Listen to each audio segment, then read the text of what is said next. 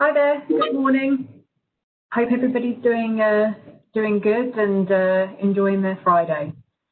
Thank you very much, first things first, for joining Hays here today to talk to you about recruitment and retention during the recovery from the COVID pandemic. As businesses start to reopen, companies will again return their attention to hiring, and that is what we will be here to focus on today. We will be recording this webinar and it will be put onto our YouTube channel, so if you would like to refer to it at a later date, you can find it there. My name is Ellisa Monk and I am the Director of our Central Region for Hays. I've worked for Hays for over 14 years, starting my career in the UK and then moved to Calgary in 2010 to help build the Calgary office to what it is today. I am proud to call Calgary my home 10 years later. I've spent a big part of my career building teams who focus on recruiting in the construction, real estate, resources and mining sectors for a multitude of positions. I'm passionate about passing the knowledge on that I've gained over the years to our clients so that all companies can reach their hiring and retention goals. There's never been a more important time to think about retention, with many people having more time than ever to consider their current career, compounded by the economical factors that have meant lots of companies not paying out bonuses and needing people to work longer hours due to other employees being laid off. You could consider that this is a perfect storm for candidates to be interested in offers elsewhere as we see the economy improve and more companies start hiring again. And indeed, if you are in the category of hiring, how do you position yourself in the market to make the most of the recovery and bring in top talent to your firm? Today, we are going to start by reviewing and reminding ourselves of what Canadian professionals wanted from their current employer pre-COVID and what it would take for them to move to a new job by reviewing a survey we produced to find this out, as well as our advice on how to attract the best talent to your firm based on these findings. Then I'm going to talk to you about the effects COVID is having on the workplace, providing you with information gathered from a recent survey on this topic, as well as what we are seeing today from our interactions with candidates, again with some advice on how to apply this to your attraction and retention strategy. We are going to review the pre-COVID data because it's important to remember that we will not be in a pandemic forever. And as the market recovers, I'm sure you will be looking to attract and retain people for the long term. Therefore, the information is important and still important to take into consideration. And at the end of the presentation, there will be a good amount of time for questions. I'm not sure how you guys all feel about webinars, but for me, it can be quite hard to get all of the information out of them, as they can be a little less interactive than face-to-face meetings. So it would be great to have a discussion around your questions at the end. I have one of my colleagues, Alistair Houghton, joining at the end to help answer your questions. Alistair works for Hays as a business director. He's based in our Mississauga office and comes with over 20 years of recruitment experience. You can drop any questions that you have for us in the chat box on the right-hand side at any point. My goal is that each of you take away at least one point that you could use to make a difference in your attraction and retention strategies moving forward. So without further ado, let's get started. The What People Want report is a report that we ran a few years ago. We had a very wide range of respondents answering questions about their work priorities, how they would weigh up a job offer against their current role, and what compromises they would be willing to make for a job when they were job hunting. This report has remained one of our most sought after papers that we've produced. The workplace demographics changed, and we were hearing new priorities from clients and candidates and wanted to update our understanding of what people are looking for in their career. The goal was to put together a report that would give employers the insights they needed to attract and retain candidates. We truly feel that the right person changes a company and the right job changes a person's life. So our goal is to enable employers to find, secure, and keep the right people. The report really helps us get to our clients to talk about things in their company that are important to candidates in the marketplace and ultimately make our job easier in terms of finding and attracting better candidates for our clients. So why should you care? We know from our salary guide survey each year that line managers are still struggling to hire and that most industries are experiencing at least a moderate skill shortage.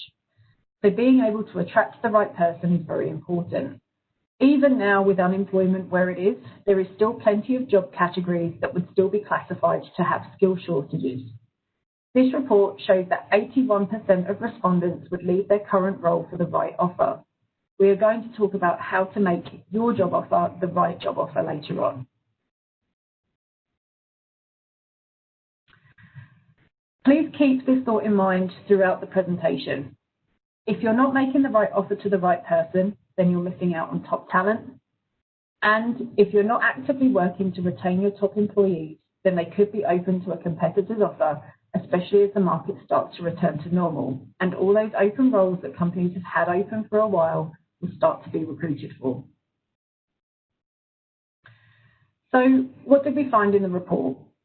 The two charts on the left-hand side show how candidates weigh different factors when considering a job offer or deciding to stay in their current role. Think of each graph as a total decision, so each colour is the percentage of that decision. Blue equals salary, dark green career growth, mid-green is culture, and light green is benefits.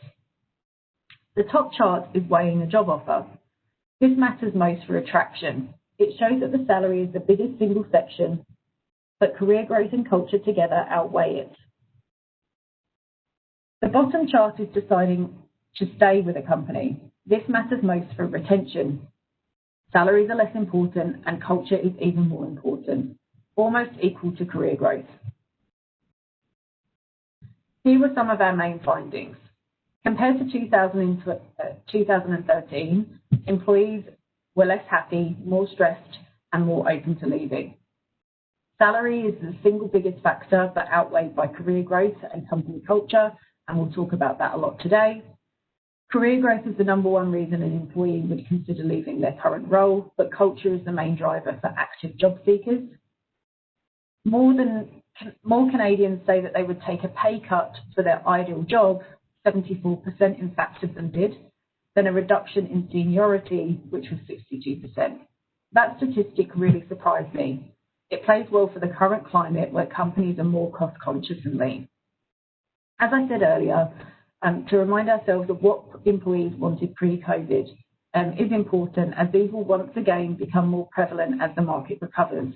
If you want to attract and retain staff for the long term, these will be the factors to take into consideration. But what you really want to know is how you can apply this. We've drawn 5 core recommendations from the guide that you can apply to your own recruitment and retention plans now. These tips cover all industries and focus on corporate level jobs. Please feel free to pop any specific questions you have in the chat function on the right-hand side, and we'll be happy to answer the questions at the end. The first suggestion that we have is to be targeted with your recruitment strategy. Sometimes employers want to reach a large number of people and filter from there, but that's actually inefficient, and it does mean that you can't use targeted messaging because it won't apply to everyone. Now there are more candidates than ever on the market. You want to make sure that you're reaching the right ones, or you'll spend a lot of time having to screen out the candidates that don't match. We employ entire teams of people who do this for us. Trust me, it's a very time-consuming job, so wherever possible, you want to eliminate the need to wade through resumes that aren't a match. This point is especially important now as we are having conversations with clients daily about the volume of applications they're receiving and the challenge of reviewing them equally and fairly. You should think about who you are trying to find for the role, perhaps what career level they're at, what education and qualifications they will likely have, and think about what platforms these candidates are more likely to be on. For example, I've always found that LinkedIn is better for more professional, mid to senior level roles, whereas more generic job boards are better for entry-level positions. Or if you want to attract Generation Y candidates for an entry-level job, think about where they consume their information and what are they interested in to try and target them. Perhaps they are more active on social media. Are you using this as a tool to attract candidates? One of the biggest mistakes an employer makes is focusing all of their social media presence on the product or the service their company provides, and not on the candidates they would like to attract to work for them. You should consider if your company does this and how could you use social media to advertise why you are a great place to work. Let's talk through how we do this practically. The benefit of knowing your target audience and spending some time on the previous exercise is that you can adapt your approach to use the right messaging to get the attention of your audience. And you can use targeted communication to reach the right people so that you can eliminate as many unuseful applications as possible. So where do you go to get a targeted application? Here are a few examples. Associations and local groups are a great starting point. I know we've done this in the past with organisations such as the CPA when we've been looking for qualified accounting professionals. Or perhaps you're targeting a certain industry sector. Can you reach out to their industry news publications and find out if they have any online job boards or newsletters where you can post an advert or some company information? Niche job boards are a great resource too. For example, law firms have a support website called TLOMA. That's a wonderful tool for legal industry candidates. If you aren't using an internal referral system, it's definitely one you should consider. Often your best employees know good candidates, so you should use that network to find great people. Finally, you should promote the job aspects that interest your target group. In terms of specific groups, we break down a lot of sectors in the What People Want report, but here are some examples. Career growth is especially important to junior or intermediate candidates, and projects are very important to construction industry professionals because it's a critical part of their career development. If you would like more information on this, please let us know after, and we'd be happy to provide you a copy of this full report. So the second point is that it's important to make sure you meet market expectations and that you're advertising this in your job posting to attract the best people.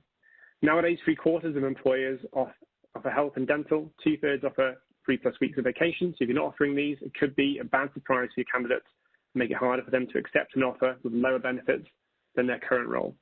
If you work with a recruitment consultant, we will always be asking this up front. We can tell you before you get into a negotiation with a candidate where they currently sit.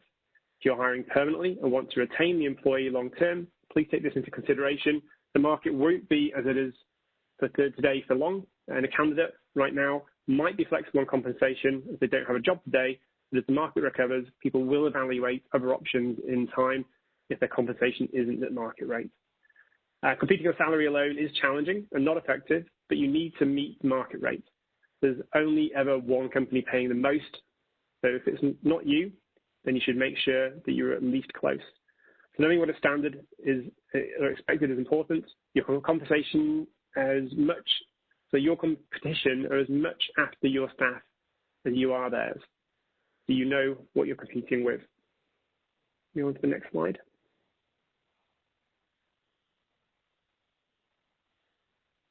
So how do you ensure you meet the market expectations? On the Hays website, we actually have a Hays Salary Center, which is available for you to compare the salary you have to offer versus what the average in the market is paying. As I said earlier, only one company can pay the highest. You've probably also picked up here one of the main reasons that people come to our website if they aren't looking for a job is that you can go in there and actually check out your own salary. It's a very popular part of the website. Your Hays consultant talks to hiring managers and candidates all day, so their finger is really on the pulse of the changing expectations.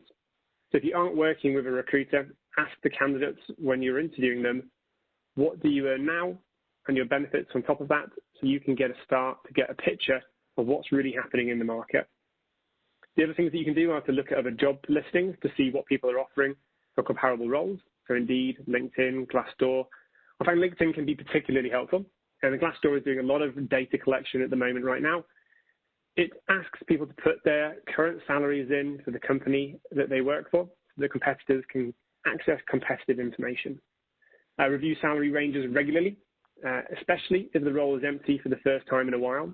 The market may have changed since you last filled it. And finally, we can recommend a benefits review every couple of years.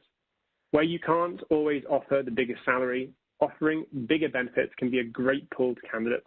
But of course, make sure you are advertising this detail in the job advert, or you've explained this well to your recruiter. Move on to the next slide. So the next piece of advice I have is to grow your network so you can find candidates rather than hoping that candidates will find you. This may seem like a daunting task, but it really is one of the key points to successfully reach the right candidate in the market. More and more, we are seeing the recruitment industry move away from the traditional post and advert and wait for candidates to apply to a model whereby clients are going out and finding the people they want to apply for their job. Think about who is in your network. That might be LinkedIn, could be Facebook, Instagram, any social media presence that you have. This is actually one of those times that the number of people in your network really does matter. And finally, think about how you can attract the people from this network to work for you and what the benefit of this may be to them. For example, targeting your local talent, since your offices are perhaps in Mississauga, letting people know in that area that they don't have to waste time commuting downtown could again be a nice selling feature for them to come and join your organization. Move on to the next slide. This is how to grow your network. To grow your network isn't an easy thing. It will take a lot of planning and work. And to think about what is your target audience interested in and what are you an expert in. A great way to attract candidates is to create content that bridges that gap. Maybe you can talk about the designations or certifications you think matter most, or about the latest technology on your industry, or the projects you're working on. This takes time and effort. It's not an easy solution, but it is one of the most effective ways. You will need a strong social media plan to execute this well. Associations can be useful. If you want to target locally, then you need to find those groups instead. Facebook groups, regional associations, meetups, localized advertising are all very helpful. And again, your employees can also be a great resource. Ask them to share job ads and refer candidates. The way LinkedIn works is that the posts with the most action on them are also the posts that come up at the highest in people's feeds. So the more likes and comments you get on them, the better it is. Your recruiter has a large network of candidates, so they can be a great resource for this. So share adverts with us. We're happy to like them for you as well. And finally, this is the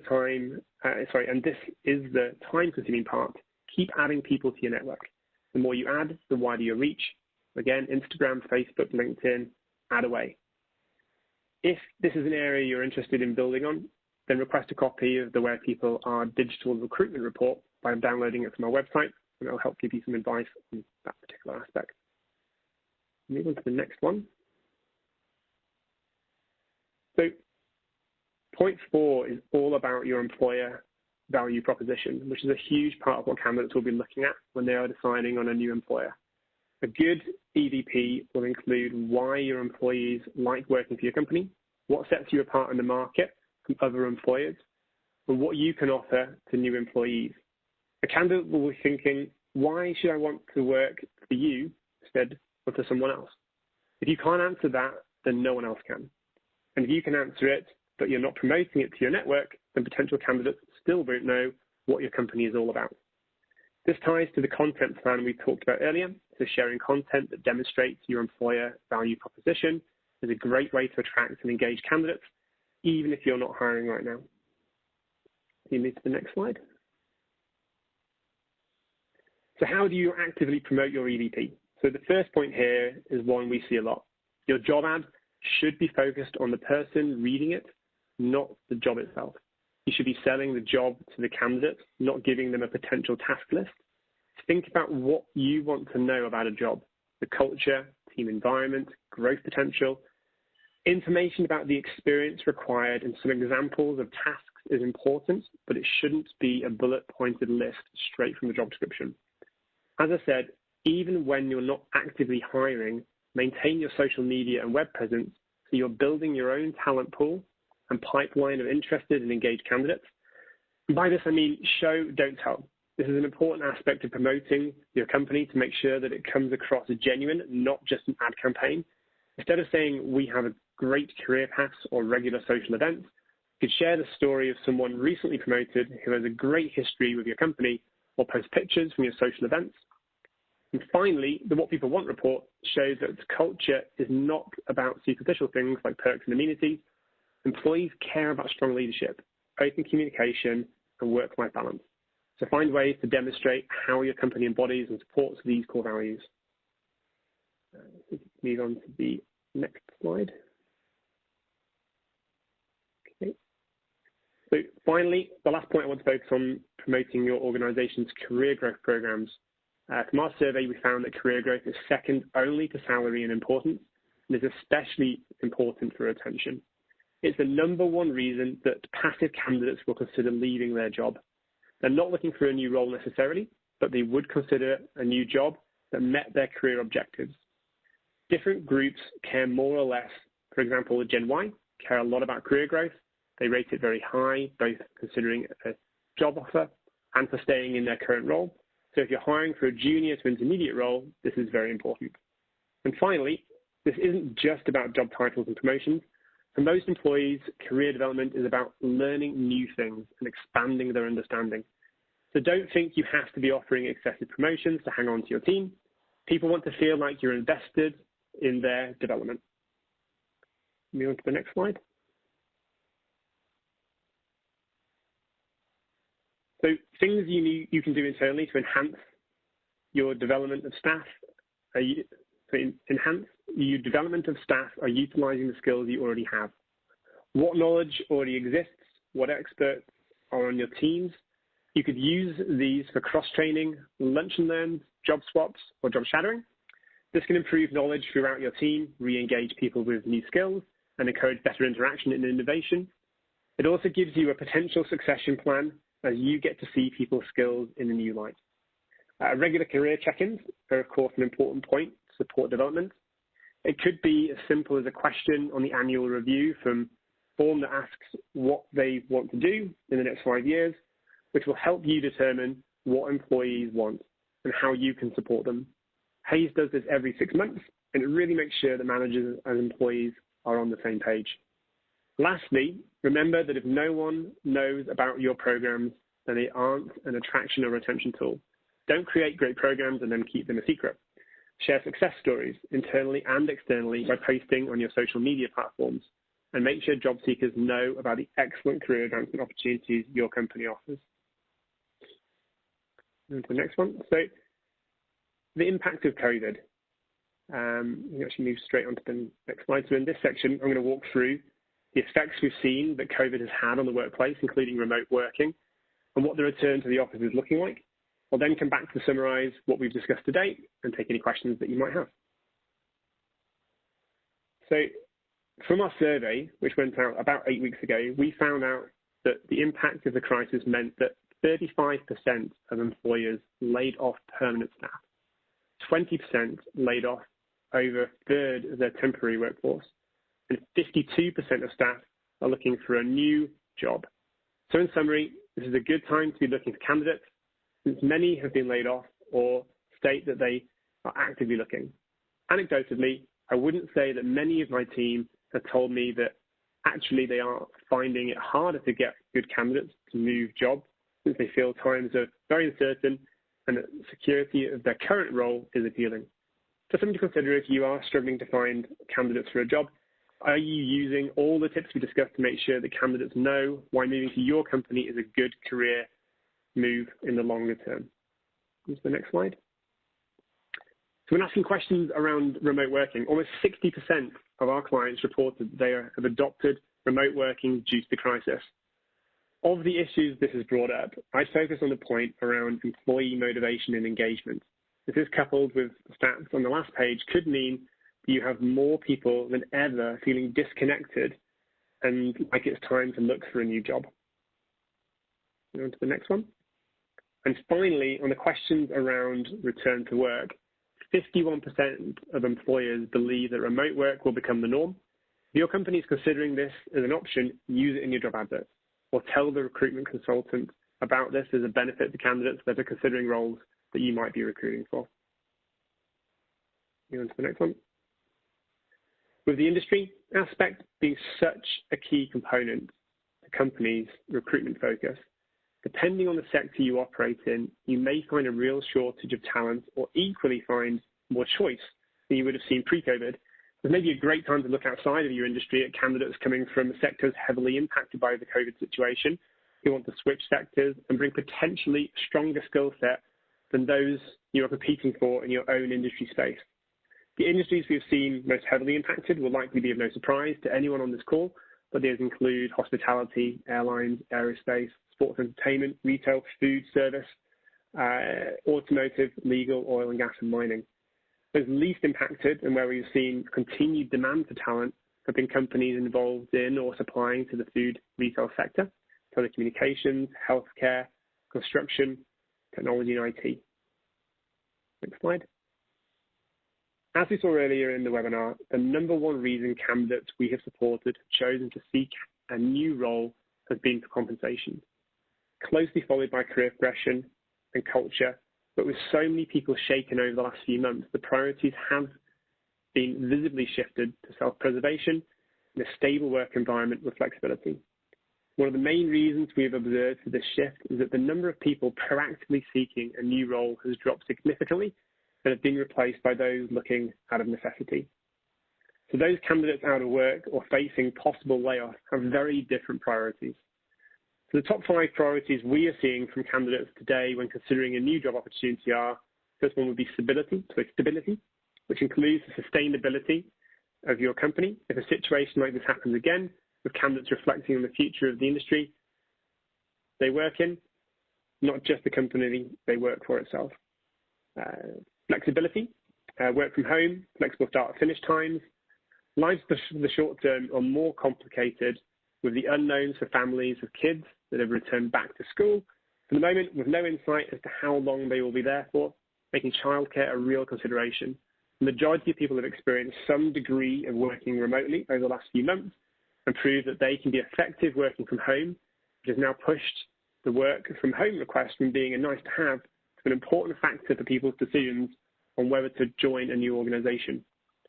Technology, this is a priority. This priority is driven by the thought that candidates want access to all the tools needed to work remotely effectively. Candidates want to work for companies that have invested in the technology needed to make them effective both in the office and from home. Progression, you still need to offer training, progression, and challenge, actually even more so for those that have put their searches on hold but could still be tempted away by an exciting new opportunity with future growth. So if you are hiring, remember to highlight your future plans for a person through your process. And then lastly, we've got culture. You will have a hard time recruiting for your organization if you don't have a positive culture to offer them, and an equally hard time retaining your new hires and those you currently employ. Being able to explain your culture to someone that for many companies in the short term cannot physically show it to them by having them visit your offices is a challenge, but an important one to tackle. The biggest questions we get asked by candidates at the moment that are considering new job opportunities are, how did the business react to COVID? What is the company's plans on how to deal with the COVID situation in the future? Our advice would be to incorporate this into your EVP in a way that if you get asked those questions, you can demonstrate reliability, leadership, stability through uncertain times. Thanks very much for stepping in, Ali. I really appreciate it. Good. That's the end of our presentation. Oh no, sorry, you're on to summary. Okay, no problem. We can go through that. Thank you very much, Ali. Give me 1 second. Okay, so summary and next steps. So employees and candidates will compromise to get what they really want right now. If you are just posting job ads, then you're not reaching all of your potential candidates. Use networks and social media. If right now you do still need to meet market rates, but competing on salary alone won't drive results. Company culture is critical now more than ever, and employees won't be won over by superficial offerings, so advertise it genuinely. Career growth is especially important for retention right now, but it does mean that you don't have to offer undeserved promotions and expensive programs. Use your internal resources to help deliver low-cost but efficient development strategies. And finally, the impact of COVID on a prospective employer is top of mind for everybody. So please share your company's COVID story. What's changed? What does the future hold? What will happen if another shutdown takes place? If you can move the slide forward, Ali, that would be great.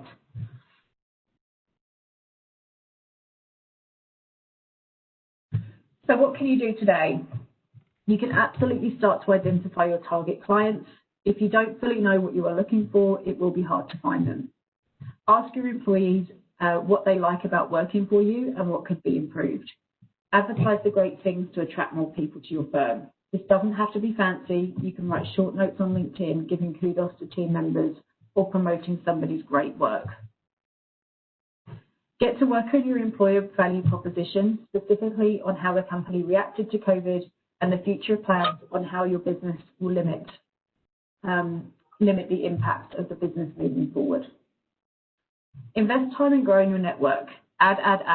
The more you add relevant contacts, the easier it will be to find great candidates in the future. Ask employees for referrals for open positions and consider offering a refer a friend bonus. Great people often know great people.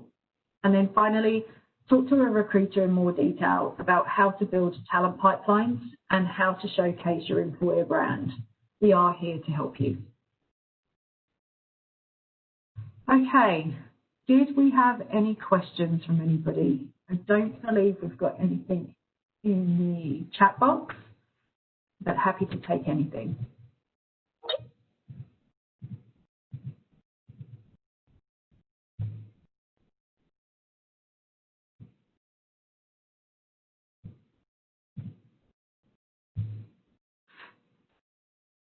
I'll give it another minute for any questions.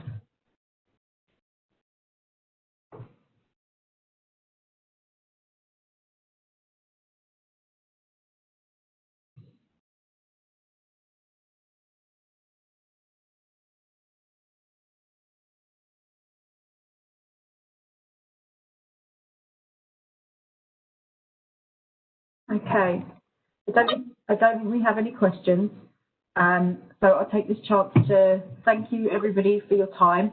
I'm ever so sorry about the technical difficulties there, but very, very thankful that Ali was there to save the day. So thank you very much. And like we said at the beginning, you can absolutely access this webinar on YouTube. And if you would like any of the information on the reports that we have, so what people want, the digital technology, and also our COVID survey. If you would like any more information from those, please feel free to contact myself or Ali after this presentation. Thank you very much, everybody. Thank you, everyone. Have a great weekend.